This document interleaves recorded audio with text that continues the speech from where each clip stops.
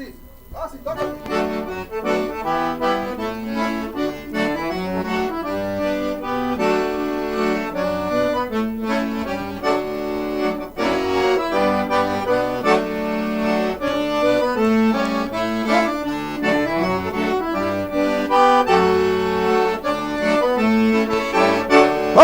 Pois é, esse é o programa E Você da TV. Hoje tem assim, Rosa me manda aqui a nossa programação.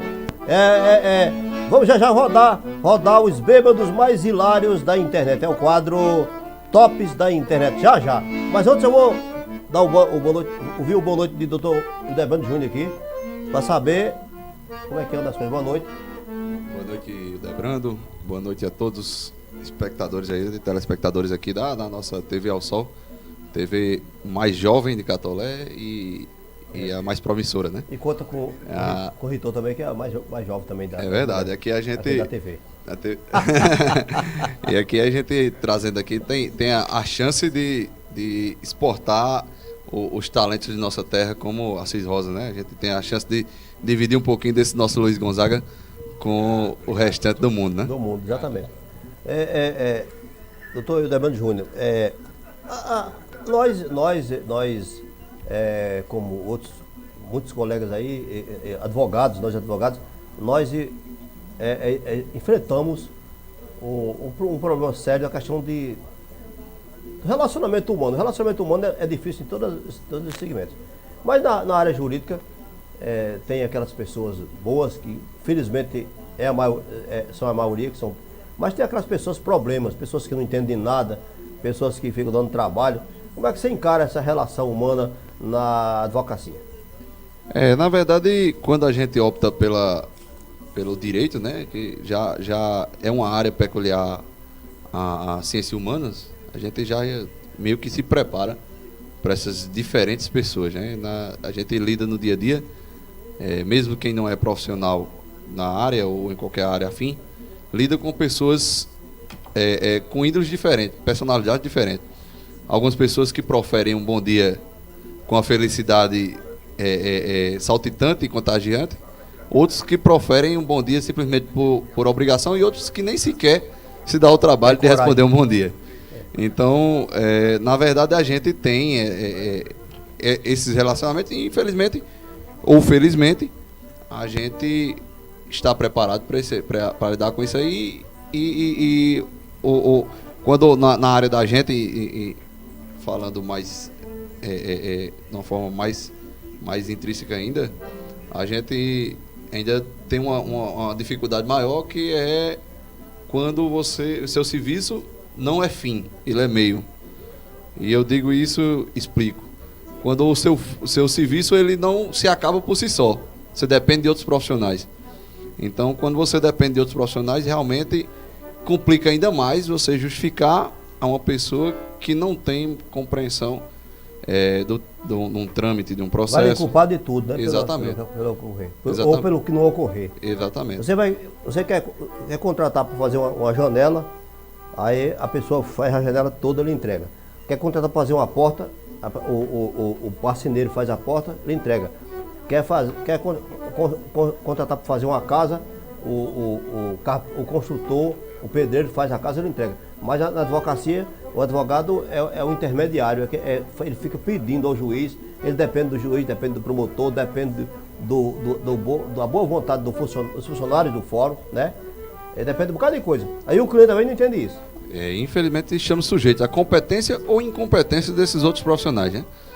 E daí recai realmente, e até é compreensível, que recaia em cima do advogado pelo fato dele ser o contato direto com o cliente.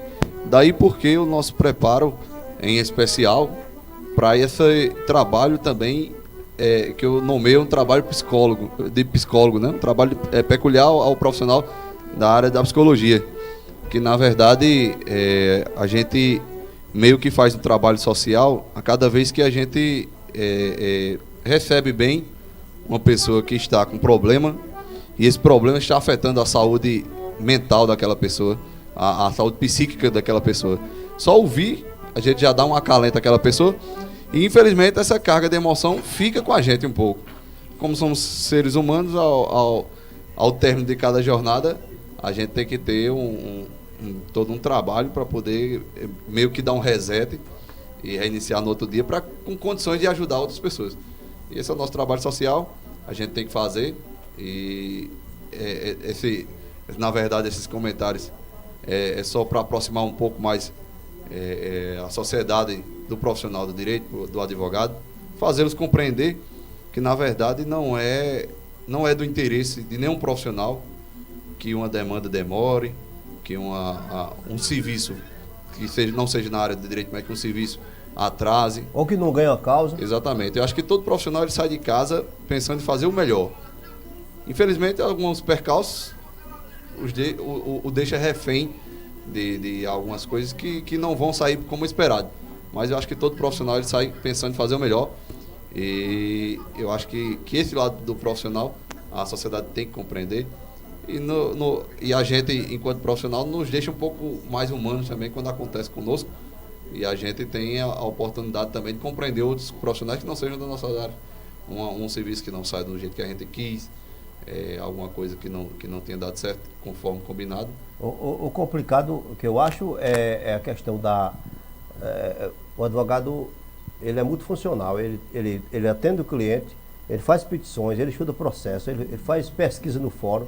Então, para receber os clientes, eu acho que era interessante um advogado, como os grandes escritórios fazem, ter um advogado só para atendimento, outro só para petições, outro só porque você misturar essas coisas, nem sempre você está com o espírito preparado para receber algumas cargas pesadas de alguns clientes. Tem as pessoas que estão com problema e tem as pessoas que são problema. Isso não é só na advocacia, é em toda profissão. Você chega, tem gente que chega num bar, por exemplo, chega numa churrascaria dessa e chega aborrecendo todo mundo, aborrecendo o garçom, falando do ambiente, zangada com o tempo, porque está pagando, simplesmente porque está pagando. Mas não tem, acho que tem que ter o respeito em qualquer lugar onde a pessoa chega, mesmo estando pagando. Ninguém tem o direito de chegar afrontando ninguém, né? O respeito. Nesse tema, eu vi o depoimento de dois profissionais que não são da mesma área que a nossa e que também lidavam com esse problema. Eu vi o depoimento de um médico que trabalhava no SAMU ou que trabalhava no hospital e ele, por ser clínico geral, atendia toda aquela demanda e era uma loucura. Ele relatava que era impossível, no atendimento de 200, 300 pacientes, no paciente de número 199, ele está feliz como no primeiro e simpático como no primeiro. E isso era exigido dele. Quando saía à rua, dizia, médico fulano é muito antipático. Mas deixa que ele estava já no limite, já estava no limite da exaustão enquanto profissional. E as pessoas simplesmente esquecem aquele fato que ele é um ser humano também e que ele está no limite. O outro seria um policial que relatou, que disse que às vezes a sociedade os confundem como objetos, como donos da polícia, pelo fato de estar pagando impostos. E diz, olha, você é polícia para fazer isso mesmo. E algumas coisas que não é da competência deles. E algumas vezes eles são hostis, diante já que eles recebem uma carga emocional muito grande, né? A gente vê uma briga de vizinhos, chama a polícia. Uma discussão de bêbado, chama a polícia. Um homicídio, chama a polícia. Quando é uma festa, eu não chamo, não. Aí quando é uma festa, não. A festa para participar, beber, né? Exatamente. Só para ser segurança. Exatamente. Então, na verdade, assim, todo profissional ele sofre essa carga emocional. E que é interessante, na verdade, exatamente isso que o senhor relatou aí, essa questão dessa divisão, para que ocorra o melhor atendimento possível à sociedade, que consigamos fazer isso. No âmbito privado a gente consegue fazer isso. Nosso escritório, por exemplo, a gente já faz essa situação, a gente separa dos três para ir fazer audiência, outro fazer atendimento, outro peticionar. Mas no âmbito do Estado não tem como fazer isso. Eu vi um médico, o Estado não organiza um médico ortopedista aqui de Catolé, eu vou dizer o nome, questão de ética, mas dizendo, gosto de 2 horas da tarde, mas eu vou indo para o hospital, que eu tenho lá 40 atendimentos para fazer agora à tarde. Quer dizer, como é que loucura, pode? Né? Como é que pode atender 40 pessoas? Aí acontece, e quando chega lá do 25º em diante, alguém dizer, ô médico aborrecido, porque tá morto, rapaz. E nessas 25 pessoas que ele já tinha atendido, houve pessoas simpáticas, pessoas arrogantes. Também. Né? Porque até Santo Agostinho disse que a oração de Santo Agostinho diz que é dando que se recebe, né? É De repente, o cara chega dando porrada e quer receber carinho. É Aí como é que pode? É verdade, mas é um trabalho de superação diária. Superação. Mas pro pobre do médico que está ali para atender 40 pessoas numa tarde, que vai encontrar no mínimo 15 pessoas dessas 40 em estado emocional alterado, então até gente ruim mesmo que tem no meio. E né? interessante como a gente consegue já selecionar meio que a olho nu as pessoas que se encaixam em certos perfis profissionais. Infelizmente, ainda há essa cultura de que estudo é igual a dinheiro. Que, eu vou formar meu filho porque ele vai viver bem. Viver bem em que sentido? Financeiro? Porque se você fosse referendo ao lado financeiro, não é bem esse caminho. Acho que o profissional, na verdade, ele se especializa numa área para ajudar. O dinheiro é consequência. Mas que se o fim for dinheiro, ele tende a ser um profissional frustrado. Porque o dinheiro costuma não vir de imediato. E durante esse período de vir dinheiro ou não, você já é testado várias vezes. E aí acontece de a gente ver algumas vezes algumas pessoas que se formam até na área da gente, se formam em direito e pretendem advogar, e a gente vê nos primeiros dias de contato que a gente vê que ele não se encaixa no perfil do advogado. Por quê?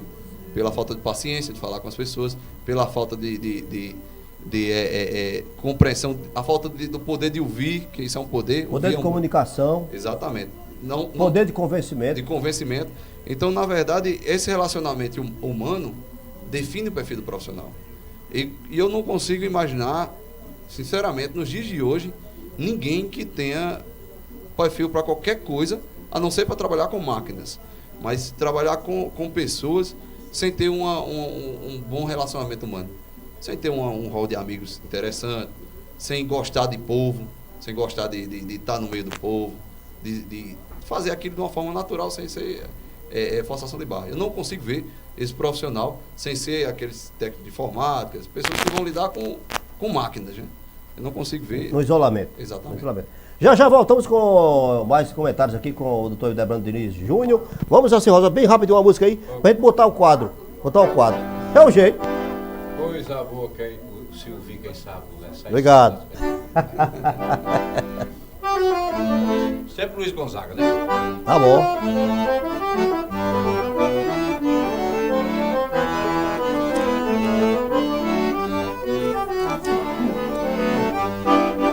Pisa no pilão, Sim, Rosa do programa, vamos lá! pisa Oi! no pilão, tum. Oi, pisa no pilão, tá. Pisa no pilão, meu bem. Pisa o milho com xerém, pra defubá. Oi, pisa no pilão, cabocla. Quero ver dentro da roupa do sacolejar. Tum, tum, tum, tum. Joga da pra frente e pra trás. Tum, tum, tum, tum. Fica a mão no pilão, bate mais. Essa é do fundo do baú Janeiro mesmo. é mês de chuva, fevereiro é de plantar. Em março o milho cresce, em abril tá pleno ano. Em maio tá bonecando, em São João tá bom de assar. Em julho o milho tá seco, é tempo morena da gente pilar. Em julho o milho tá seco, é tempo morena da gente pisar. Pisa no pilão, tum. Oi, pisa no pilão, tá. Pisa no pilão, meu bem. Pisa o milho com xerém pra defumar. Oi, pisa no pilão, cabocla. Quero ver dentro da roupa do sacolejar. Essa aí era boa para um bocado de gente que não é agricultor, que queria ser, aprender, né? Aprender, só ele mesmo que sabe. Aí diz o mês que planta, o mês que colhe, diz tudo aí na música. E mais cantando, né? Que é mais fácil de aprender. É de plantar. É. Em março o milho cresce e a vida tá pendoando. Em maio tá bonecando, em São João tá bonecando. Tá aí? Em Não, aula. julho o milho tá seco, é tempo morena da gente pisar. Tá bom. Ô Ranieri, dá tempo aí do quadro? Dá não? É pra ter colocado esse quadro porque o programa tá tão bom que passou batido o negócio. Ildebrando Júnior, para encerrar o programa, vamos aqui dar nosso recado aqui. A gente quer agradecer e dizer que aconselhar as pessoas que lidam com o público que vamos ter paciência, né? Porque eu costumo dizer lá no nosso escritório que nós estamos lá para resolver problemas, não é para criar problemas. Então, chega uma pessoa desesperada. Eu tinha vontade de me colocar assim no escritório, uma frase, essa minha mania de fazer poesia, dizer, que ao adentrar nesse ambiente, que traga o seu sorriso lindo, se acaso chegar chorando, que possa sair sorrindo. Seria nosso prazer que todo mundo chegasse lá no ambiente, sepultasse um problema e levasse nos braços o bebê da felicidade, né? Isso às vezes não é possível a gente fazer, porque depende da nossa preparação espiritual e depende também do problema da pessoa. Mas muitas vezes acontece. Eu acho que isso é lindo para qualquer profissional, né? É verdade, eu acho que isso aí essa frase resume o desejo, acho que da maioria das pessoas que pensam em realmente executar bem seu trabalho. Eu acho que até eu falo às vezes com o menino que 85% dos problemas da gente a gente consegue resolver por a gente mesmo. Até deixando para lá. Exatamente. A verdade é que todo problema, toda solução é de dentro para fora, de fora para dentro. Se a gente consegue, alguns problemas a gente precisa do auxílio do profissional, mas se a gente não consegue solucionar o entrave a partir de nós mesmos, o profissional se torna incapaz de resolver aquele problema. Por quê? Porque no momento que você procura um médico, e ao procurar um médico você não tem paciência para os efeitos da medicação, você vai adquirir outro problema, que seria a depressão, que seria agravar aquele problema, porque você não teve paciência. Então você não solucionou o problema para deixar que o profissional trabalhasse. Eu não tomo remédio da hora certa. Exatamente. No momento que você traz uma demanda para um advogado, se você não tem a paciência para a solução apresentada por aquele profissional, você vai se antecipar aos fatos, você vai, muitas vezes, até aborrecer o profissional e fazer com que desista daquela demanda, ou você vai simplesmente botar tudo a perder, porque o profissional vai se apressar e não vai fazer o serviço como deveria. Então, na verdade, a solução para os nossos problemas, nós mesmos já temos. Às vezes, quando em meio a uma consulta, a gente aprende que é preferível que se escute primeiro o cliente, deixe ele esgotar o assunto dele todinho. Eu olho que tem deles que tem uma conversa com o cliente. Exatamente. Quando começa eu vou contar desde o início. Aquilo serve terapia também, né? Serve. Mas é bom que ele esgote mesmo, porque muitas vezes ele está tentando... Ele está precisando conversar com alguém. Às vezes ele está procurando alguém para conversar, ali vizinho, ninguém está com paciência para escutar ele. Então que seja um profissional. E aí, o profissional deixando que ele esgote o problema, ele durante esse discurso dele, ou essa narrativa, ele apresenta a solução profissional. E nem ele percebeu que ele mesmo disse o que deveria fazer. Então, na verdade, ele tinha aquela solução. Só que, diante da confusão que ele mesmo estava causando, ele estava faltava materializar. Exatamente. Pois tá bom, Ranieri já encerrou ali, botou o 0 ali. Vai tempo, então é um prazer conversar. Acho que essa assunto foi importante. A gente tem tanto assunto na área jurídica para conversar, que sem falar de tema específico, mas dá para conversar muito. Inclusive, eu vou chamar alguns colegas aqui depois. Os momentos foram bons, mas esse foi o melhor. Não, o seu momento também, sanfona. Mas esse foi o melhor. O programa foi tá bom. Obrigado. Eu adoro ouvir quem sabe explicar, né? É uma honra. A gente que se admira, diz, assim, Rosa não sabe quase ler, mas já sabe todas essas coisas, eu gosto. Obrigado. Obrigado mais uma vez pelo espaço aqui. E a gente reitera aqui o convite aos colegas que participem, com certeza tem muitas coisas interessantes. Doutor Talho, eu chamei aqui, assim que ele se elegeu, ficou de seria um prazer. Da família e não renovou, e não voltou mais. É verdade, seria um prazer recebê-lo aqui. Mas tá bom. Obrigado. Assim, Rosa, obrigado. Toca só um pedacinho daqui, terminou já aí. Não dá nem para. É só para. Você fala um pouquinho, despede e termina. Quero agradecer o convite novamente ao doutor Hildebrando e agradecer também essa linda conversa do doutor Hildebrando Júnior, que eu adoro, e a todos os ouvintes da TV O Sol, né? Que venham mais vezes aqui para mostrar o meu trabalho, né? Apesar de, graças a Deus, sou muito conhecido, mas quanto mais melhor. Assim, Rosa! Obrigado a vocês de casa, obrigado pela audiência, obrigado Mazaroca, obrigado Vitor, obrigado Hildebrando Júnior, obrigado Ranieri, obrigado Evandro. Um abraço, até a próxima quarta-feira, se Deus quiser. Acabamos de apresentar Eu e Você na TV. Até a próxima quarta-feira, neste mesmo horário.